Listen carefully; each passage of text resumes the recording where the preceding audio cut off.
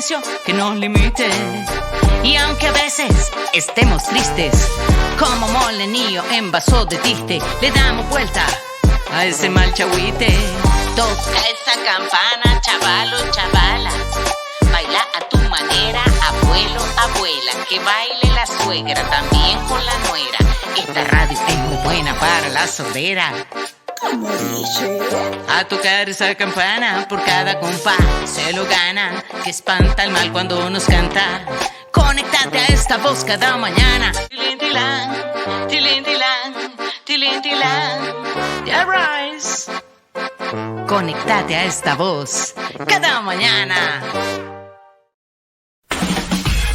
Cada cabeza es un mundo. Y de un tema hay diferentes puntos de vista. Pero conversando se entiende la gente.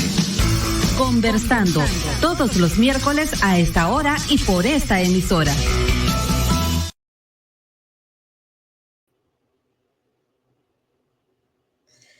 ¿Qué tal? ¿Cómo les va? Bienvenidas y bienvenidos a su programa Conversando. Hoy hablando acerca de las opciones para cambiar de estatus migratorio, permisos de trabajo y otros temas. Así que bienvenidas y bienvenidos. Saludos a todas las amigas y amigos que nos sintonizan a través de las distintas plataformas como Agenda Local, La Lupa, Voces Caribeña, IP Nicaragua. También tenemos por ahí a Intertextual, a Radio de Todas de El Salvador y a Entre Patria. Saludos a todas las amigas y amigos comunicadores, a todas las mujeres que siempre están ahí pendientes de nuestro programa. Y hoy tenemos un invitado, así que le damos la bienvenida al licenciado Fernando Correa. ¿Qué tal, licenciado? ¿Cómo le va? Saludos, muy buenas tardes a usted y a su audiencia, y un privilegio estar compartiendo en la tarde de hoy asuntos tan importantes. Bueno, espero que en este programa podamos conversar de estos temas que nos preocupan a las personas que estamos migrantes. Algunas personas pues entraron de forma legal y otras personas de forma irregular, ¿verdad? Pero todas y todos tenemos derechos y también tenemos deberes o obligaciones.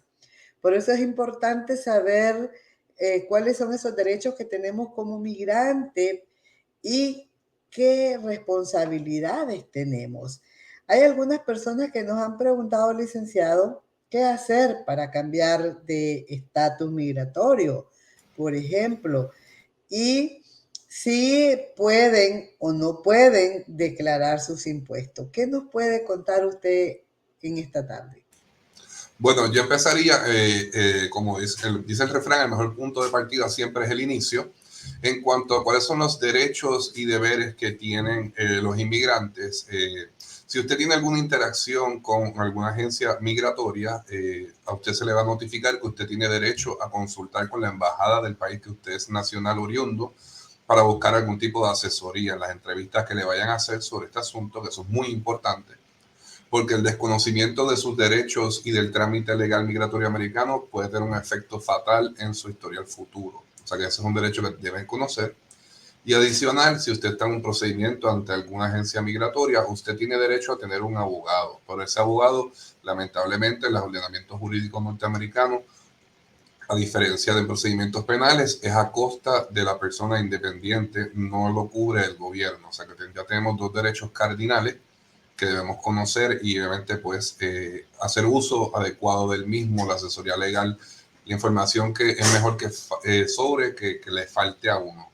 En cuanto a los ajustes de estatus, como me mencionó, yo lo comparo con que no hay dos gotas de lluvia igual. Cada caso migratorio es totalmente distinto.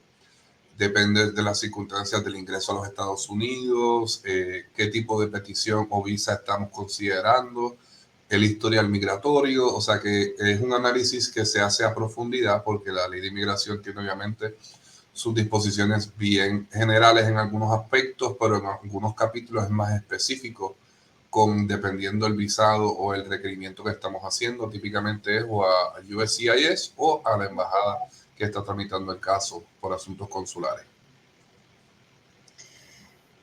Doctor, algunas personas se preguntan ¿qué pasos dar, por ejemplo, para solicitar el permiso del trabajo y poder tener el seguro? ¿Cuánto tiempo tiene que estar en Estados Unidos para hacer esa petición, esa solicitud? O si en cuanto llega puede hacerlo y qué debe de hacer. Esa es excelente pregunta y yo creo que es la más que obviamente consterna a todo inmigrante. ¿Cuándo, cómo, cuándo, dónde y por qué puedo conseguir el permiso de empleo? El punto de partida va a ser dependiendo de la manera que ingresó a los Estados Unidos. ¿Por qué me refiero a esto? Porque el permiso de empleo es un beneficio accesorio, no es el beneficio principal. Usted no va por Estados Unidos por un permiso de empleo, pero el permiso de empleo se le da por otras circunstancias. El más conocido, obviamente, es el permiso de empleo por ser una persona peticionaria o estar en trámites de un procedimiento de asilo. Pero, sin embargo, si usted va a los puertos de entrada designados por el secretario del Attorney General y el Homeland Security y usted se le entrevista y le dan un parol, pues usted tendría derecho, o mejor dicho, es la posibilidad o la elegibilidad a solicitar un permiso de empleo bajo su parol. Y cuando inicie su caso de asilo, que es distinto, cuando usted presente la aplicación, en los casos de asilo específicamente, usted la presenta y empieza a correr lo que se llama un reloj. Tiene que dejar que decursen 150 días para que usted sea elegible a someter ese permiso. No es que garantizado, como le indiqué, somete su aplicación de asilo o a la corte o a USCIS, dependiendo la naturaleza de su caso particular. Transcurre ese reloj de tiempo de 150 días, ahí somos elegibles y ahí sometemos el formulario I-765. Por otro lado, cuando hablamos de parol, el parol es distinto porque en los casos de parol usted no tiene que esperar un término para someter el permiso de empleo, que ese es el beneficio que yo indico a las personas cuando hacen uso adecuado de su entrada a Estados Unidos por un puerto de entrada, aun cuando vaya a solicitar asilo, le dan ese parol y usted inmediatamente va, dependiendo de la categoría que tenga, puede someter ese permiso, esa solicitud de permiso de empleo sin esperar ese periodo lamentablemente de gracia de 150 días. Entonces, según cómo haya llegado, así le cambia sus oportunidades, por así decirlo.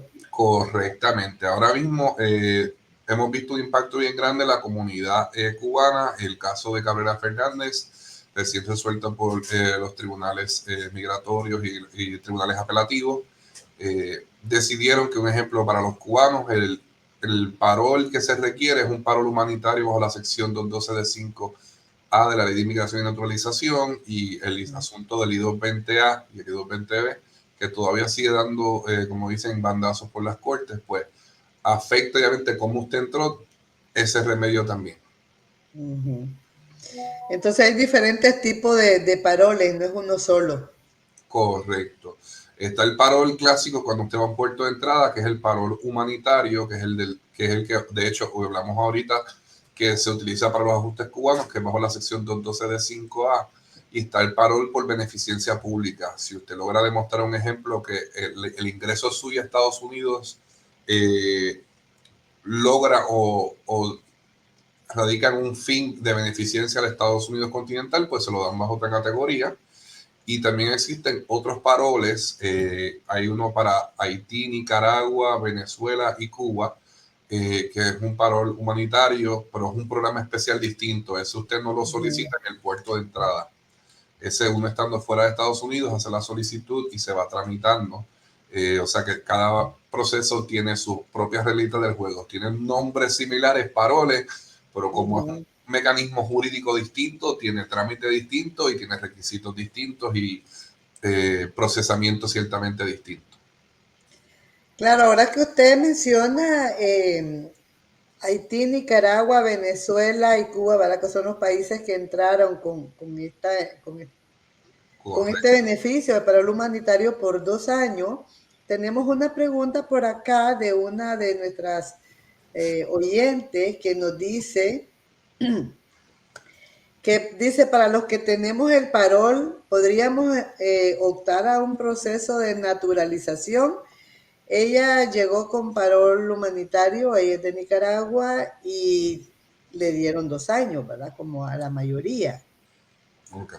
En ese caso, eso es bien importante y excelente pregunta. Lamentablemente el parol no nos lleva a la naturalización, porque el parol, para uno naturalizarse hay dos vías típicas. La primera manera de naturalizarse es primero ser residente permanente, dependiendo cómo usted haya adquirido esa residencia permanente. En 3 o 5 años usted se puede naturalizar. La otra manera que usted se naturaliza son los hijos de ciudadanos americanos de cierta edad bajo el formulario N600. Pero el paro lamentablemente no nos encamina a eso por sí solo. Pero si surgen otros procedimientos, un ejemplo, esta persona se casa con un ciudadano residente permanente, pues habiendo entrado con un parol, cambia su caso, hace una petición familiar y luego pues hace el trámite que corresponda y en un futuro puede hacer un ajuste de estatus, pero por un procedimiento aparte y otra visa que pueda ser o remedio legal disponible bajo la ley de inmigración. Muchas gracias. Es importante tener eso en cuenta porque algunas personas piensan de que tienen estas posibilidades, ¿verdad? Y sobre todo, pues, ¿qué pueden hacer para tener un estatus legal? La vez pasada hablamos acerca del asilo político. Hay algunos ciudadanos y ciudadanas de Centroamérica que están solicitando asilo político debido a la situación que vive en el país, pero no todas las personas quieren entrar dentro de este paquete, además porque hay algunos que ya cumplieron más de un año. ¿Qué pasa si estas personas se les cumplió el año de estar en Estados Unidos y no hicieron la gestión de asilo político? Bueno, si no lo hicieron, lamentablemente, porque ese es el problema de cuando yo les digo a las personas, lo más importante es consultar con un abogado lo más pronto posible desde el ingreso, porque desde la fecha que usted entra a Estados Unidos continental, imagínese que usted entró ilegalmente y lo detuvieron 30 días, esos 30 días cuentan para el reloj del año que usted tiene para presentar el remedio. Si se les pasó el año, lamentablemente el asilo no va a ser un remedio disponible y no lo puedes presentar ante USCIS, porque USCIS pues ya tienes un requisito que no cumples. Sin embargo, si es puesto en procedimientos de remoción por alguna circunstancia, el withholding of removal o la protección bajo la Convención de Tortura en el Tratado de las Naciones Unidas es una opción que la persona puede tener, o cualquier otro remedio adicional que consiga, pero por lo menos bajo el mismo formulario del asilo hay dos remedios alternos que no tienen el límite o el término de un año para presentarse en cualquier momento. Uno puede ampararse en ellos siempre y cuando esté en la corte. Muy bien. Ustedes tienen oficina en México y en Colombia, y aquí en Florida o en Estados Unidos atienden en 3 estados. ¿En qué lugares atienden? Bueno, nuestra oficina central está en Norcross, Georgia. Tenemos también otra oficina en Kissimmee, Florida. Un saludo a ambos compañeros y todo el staff de esa maravillosa oficina. Y esta oficina, que es la oficina de Houston, Texas, en la 8399 Westview Drive, acá en Houston, Texas. Tenemos un equipo fantástico de abogados acá, en igual que en todas las otras oficinas, dispuestos y preparados para atender cualquier asunto. Por aquí me preguntan qué tan accesibles son los costos de atención para solicitar un permiso de trabajo, pero los permisos de trabajo no son independientes, era lo que usted explicaba, ¿verdad? Correcto, tenemos que tramitarlo a base de algo adicional. En cuanto a eso, nosotros ofrecemos consultas gratuitas y ese asunto, pues la persona que se comunica con las oficinas y se le va a estar asesorando adecuadamente de cuáles serían los costos y los servicios, cómo los ofrecemos y las estructuras de pagos que sí se ofrecen. Bueno, muchas gracias. Por acá en pantalla estábamos poniendo ahí el sitio web y el número de teléfono por si la gente quiere comunicarse, ¿verdad? Para llamarles. No sé si tiene usted alguna otra pregunta. Yo le quería hacer la pregunta. Yo sé que usted no es abogado de taxes, pero una de las preguntas que tengo por acá es las obligaciones ciudadanas de las personas migrantes para declarar sus impuestos. ¿Qué nos puede decir de eso? Yo sé que no es su paquete, pero ¿qué puede usted recomendarle a la ciudadanía? Yo les puedo recomendar una cosa que un abogado contributivo que se dedica a impuestos es la mejor respuesta para eso. Lo barato sale caro y hacerlo tarde también. Hágalo con tiempo. Sin embargo, sí te puedo hablar de efectos contributivos para aquellos que sean residentes permanentes y otras personas que estén en procesos migratorios. Si pagan contribuciones bajo su IT number, obviamente es una prueba muy positiva para demostrar un buen carácter moral. De hecho, es una estrategia que se utiliza mucho por los abogados para buscar hasta los cierres de los casos cuando el caso a lo mejor no tiene el mejor de los méritos. Los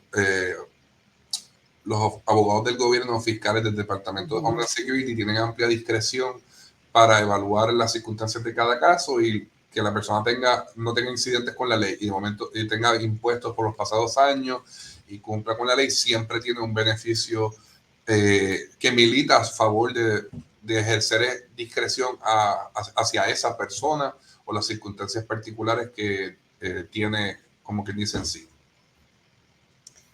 Bueno, creo que es importante tener en cuenta esos aspectos para ir por el camino derecho, como decimos, ¿verdad? Porque hay personas que ganan en efectivo porque todavía no tienen sus documentos en regla, pero pueden declarar impuestos.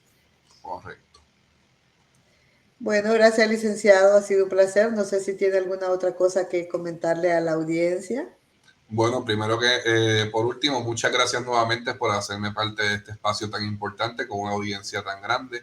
Para mí y para mi equipo de trabajo en Immigration Solutions es un placer, obviamente, estar aquí y que la recomendación más grande, asesórese con un abogado que lo más pronto posible para que puedan atender sus asuntos con tiempo, para que evitemos problemas. Hay muchas cosas que en inmigración se pueden evitar, pero la dejadez, la falta de tiempo y no acercarse a un abogado, pues obviamente impactan. O sea que mi recomendación siempre es, vaya donde un abogado y consulte. Mucha gente y las redes dan información incorrecta. Estas personas no son profesionales en derecho, al igual que los notarios, que es una práctica que impacta mucho la inmigración. Vaya donde un abogado que tenga una licencia para ejercer en el campo, que le pueda dar la información que usted necesita, porque cada caso, como les dije, es distinto y por confiar en otro consejo no le puede traer problemas. Por aquí me llega un mensaje y dice: buenas tardes, gracias por el programa. ¿Qué puedo hacer para no ser víctima de estafa? Hay algunos que dicen ser abogados, que nos van a llevar el caso, cobran un montón de plata, pero después no los encontramos. Así le pasó a un vecino mío. Bueno, eso lamentablemente, como el inmigrante, pues, que entró de manera irregular o sin inspección, es el término que usa la ley de inmigración, muchas personas son presas para estas personas que aprovechan de la vulnerabilidad de las personas que están entrando a un país que no tienen familiares. ¿Y qué se puede hacer? Pues hay agencias de orden público que manejan estos asuntos, estatales y federales. Hay posibilidad de que haya una visa disponible por lo que se conoce como la visa U, que son víctimas de personas que sean víctimas de ciertos delitos. Y entre uno de ellos está la figura de la explotación en la mano de obra extranjera. No necesariamente el caso de este individuo o su vecino sea ese mismo, pero obviamente si uno busca un abogado que evalúe el caso, es el caso el encargado de poner como bien dice, en bandeja de plata a la agencia pertinente la aplicación para que ejerzan discreción a favor de su cliente. Pero si nos quedamos sentados, pues las cosas no ocurren por sí solas, no. Hay que ponerle un poquito de entusiasmo y moverse. Bueno, muchísimas gracias por esa explicación y ojalá pues que las personas puedan asesorarse bien y que no sean víctimas de estafa, ¿verdad? Porque a veces hay gente que les engaña, que les pide dinero y después no da solución. Muchas gracias, licenciado. Esperamos verlo nuevamente en otra transmisión de este programa Conversando. Un placer y siempre estamos a la orden y muchos saludos a su audiencia en todos los países que nos escuchan y estamos a la orden. Gracias, hasta luego. Hasta luego. Cada cabeza es un mundo. Y de un tema hay diferentes puntos de vista. Pero conversando se entiende la gente. Conversando, todos los miércoles a esta hora y por esta emisora.